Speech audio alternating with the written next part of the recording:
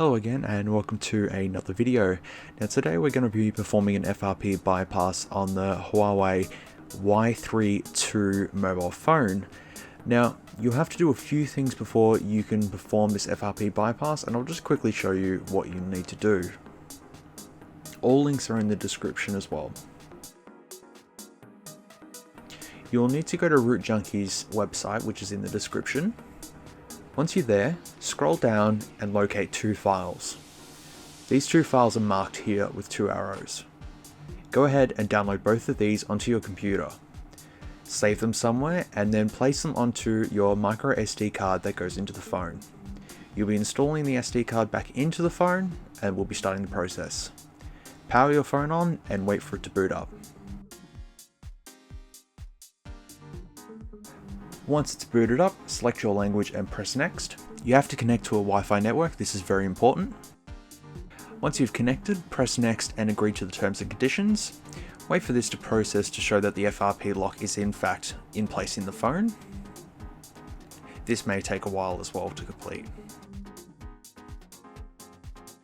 So there we go, it shows that you have the FRP lock in place. What you need to do is press the easy key, which is located on the left side of the phone. Press and hold this in until the easy key app comes up on the screen. Once it comes up, simply press OK and it will return you back to the Google lock screen.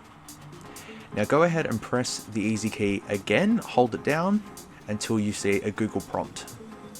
This will pretty much just pop up.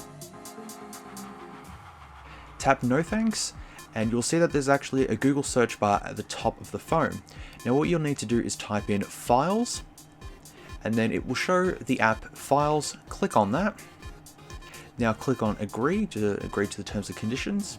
Up the top of the phone, it says local, tap that, and then select your SD card that you have put in your phone.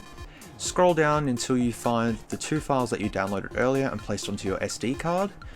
Start with installing the Android 5 Google Account Manager. Install this, agree to anything that comes up and unblock it, and just wait till it's done. It shouldn't take too long. Then press done. Then go ahead and install com.rootjunk.frpbypass. Install this one, wait for it to install, and once it's done, click open. Now it'll bring up a screen saying retype password. Don't do any of that. Press the right soft key on the bottom right hand corner of the phone and it will bring up a little window that says browser sign in. Click OK and it will actually show you to sign in your Google account details. Sign in using your own Google account details and it will bring you back to verify your account. And at this point you'll need to restart your phone. So go ahead and restart your phone. Now it will take some time booting back up. Sometimes it can take 2 minutes, 3 minutes. Once the phone is booted back up, you'll be prompted to do setup again. So select your language, press next, and agree to any terms and conditions that come up on the screen. And that's it. It'll continue as normal, like you're setting up a brand new phone. Input whatever you need to do, and click next, begin, and there you go. You've bypassed the FRP lock. I know it's a lot of steps, but hey, it's worth it. So if you ever get one of these phones and it's FRP locked, it takes literally 10 minutes to do it. So hope you guys enjoyed watching this video, and I hope this helps a lot of people who might be stuck with this phone with an FRP lock. Yeah, this will only work on this phone and Android 5.1 as well. Thanks for watching. See you in the next one.